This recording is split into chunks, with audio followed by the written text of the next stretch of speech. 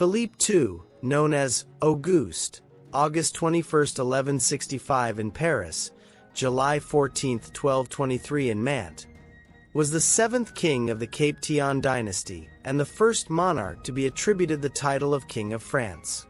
He is the heir son of Louis VII and Adèle de Champagne.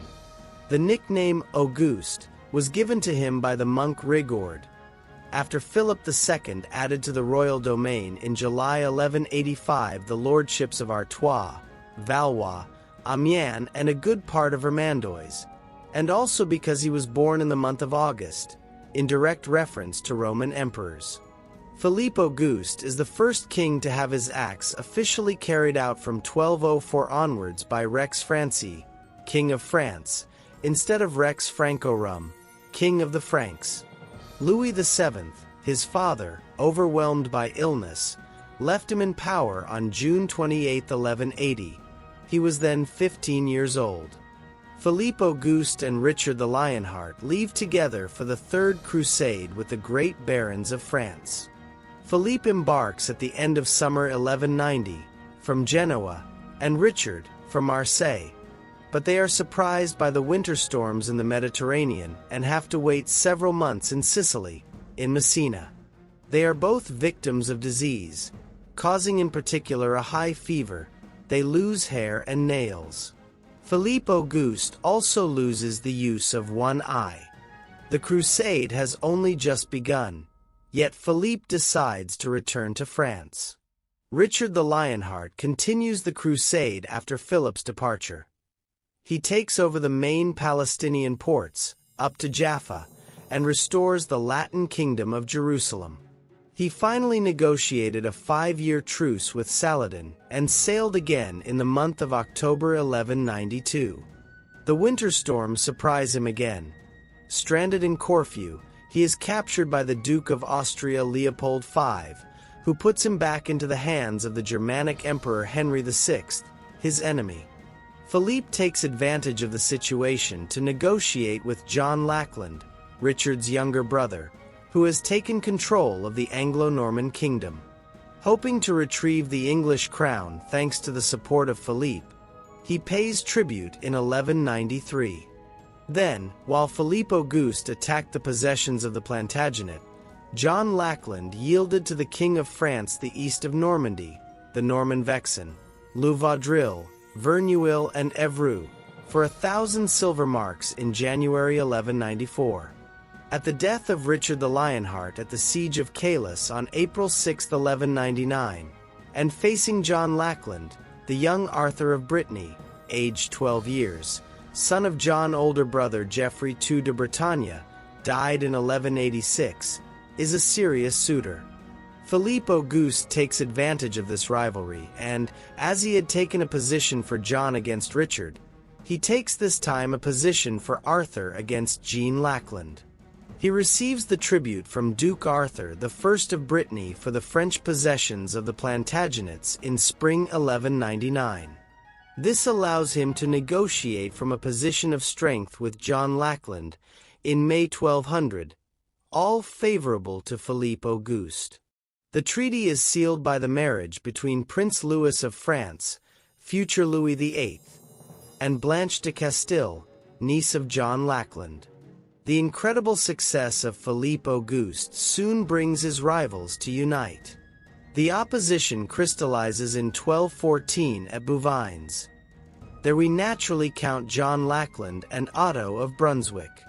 Renaud de Dammartin is the real architect of the coalition against Philippe. He who has nothing to lose goes to Frankfurt to find support from the Emperor Otto, then to England. The Battle of Provins takes place on Sunday, July 27, 1214 near Provins, in the county of Flanders in France, opposes the French royal troops of Philippe Auguste, reinforced by some communal militias, to a coalition made up of Flemish princes and lords, Germans and French reinforced by English contingents, led by the Holy Roman Emperor Otto IV. The victory is won by the King of France and marks the beginning of the decline of seigneurial predominance. John Lackland, who was jointly attacking from Saintonge, must accept the Treaty of Chinon and withdraw.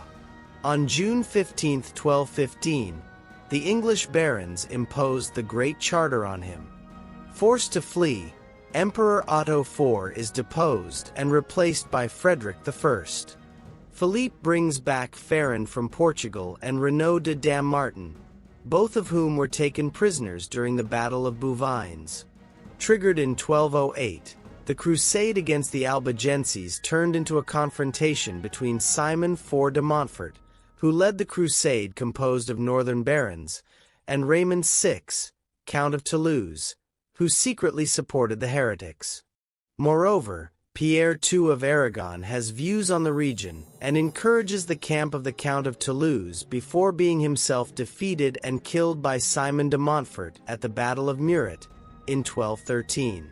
Philippe Auguste died on July 14, 1223, in Mantes, at the age of 57. In some of the regions conquered during the reign of Philippe, Anjou, Maine, Touraine, Poitou, Saintonge, the king entrusts administrative functions to seneschals who are also often suppressed, notably in Normandy from annexation, to be replaced by bailiffs whose title is not hereditary. The bailiffs are assisted by the provosts, whose role has been somewhat unclear until now. These, on the other hand, are attached to a specific area, where they judge current affairs and draw up local accounts. Thanks to his great victory of Provins, Philippe Auguste completes his reign in an important popular enthusiasm. In this context, the royal ideology of the state is progressing. Unlike his predecessors, Philip II did not associate his son with the throne. At his death on July 14, 1223, the transition of the crown to Louis VIII spontaneously became hereditary. His tomb, of remarkable wealth, will be destroyed, as well as those of Louis VIII and St. Louis, under the English occupation between 1420 and 1435. Welcome to the History Channel 26. Leave a comment if a particular object catches your eye. Don't forget to subscribe so you don't miss our upcoming videos. Philip II Augustus as a prince was associated with the throne from 1179 and then became king from 1180 to 1223. His first seal of majesty, known from impressions dated between 1180 and 1209, with a diameter of 77 millimeters, depicts him seated on a throne adorned with a lion's forepart resting on an arcaded platform. He wears long hair encircled by a crown of 3 fleurs-de-lis. In his right hand, he holds a full-blown fleur-de-lis, and in his left, a scepter topped with a fleur-de-lis within a pommelled lozenge. The legend is inscribed within 2 circles of beaded work. The oldest sealed document dates from his father's time and is dated between April 20th and September 18th, 1180. Before his father's death on September 18, 1180. It is possible that Philip Augustus possessed his own seal during his father's lifetime and since his coronation on November 1, 1179. It was customary for the eldest son to be crowned king during his father's lifetime so as not to leave the throne vacant upon the latter's death. At that time, the throne was not yet hereditary. It would become so upon the death of Philip Augustus for his son, Louis VIII the Lion, who followed. The most recent imprint dates from October 31, 1209. The oval counter seal, measuring 35 mm by 28 mm, features a fleur-de-lis with a floret, surrounded by a beaded border.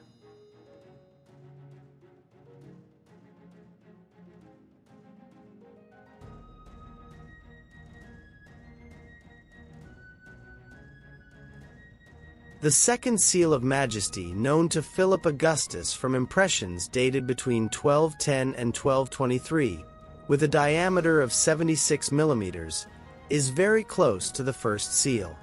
The matrix for this seal was probably first used between November 1, 1209, and April 17, 1210. The change took place between August 1209 and April 1210, and at the latest in January 1210. According to a document probably dated from this period, Philip Augustus continued to use his counter seal to the first seal of majesty.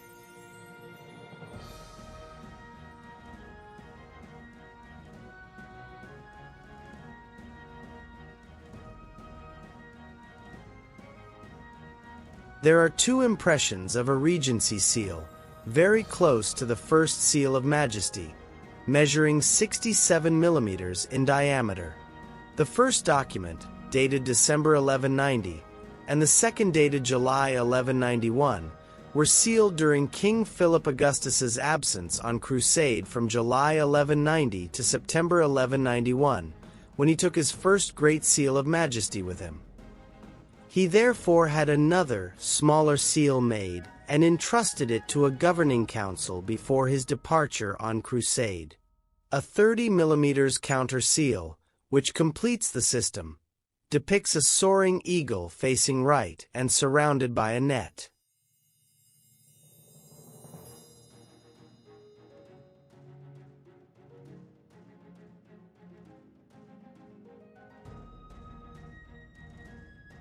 There is a mention of a gold bulla that King Philip Augustus used to seal a letter addressed to Llywelyn the Great, Prince of Wales. Gold bulla letters from 1212 to 1213. The dimensions and design of the engraving have not survived. Thank you for visiting History Channel 26. If you like this video, don't hesitate to subscribe, like, and comment for other videos. For beginner collectors, more information in the description below the video.